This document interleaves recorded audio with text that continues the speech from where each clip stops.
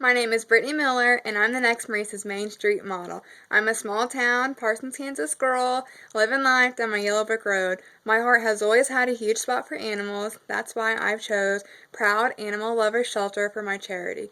Maurice's has made me realize that I'm not the girl with just a pretty face anymore. Society has made it seem like if you're above a size 7 that your body isn't good enough. Well, I'm a size 11, 12, and my body is good enough. I've always loved having different styles and making people feel better about their looks. That's why I became a cosmetologist. But I also want to make people feel better about their body image and their inner self. I want to reach out to women and make them realize that they are beautiful so they don't go through what I went through. I want to be a role model to women of all shapes and sizes. And I want everyone to know that it's okay to be big, beautiful, and proud, just like it's okay to be small, beautiful, and proud. Being beautiful just isn't only what's on the outside, but it's what's on the inside as well. Some beauty can't even be seen, and that's the beauty of it.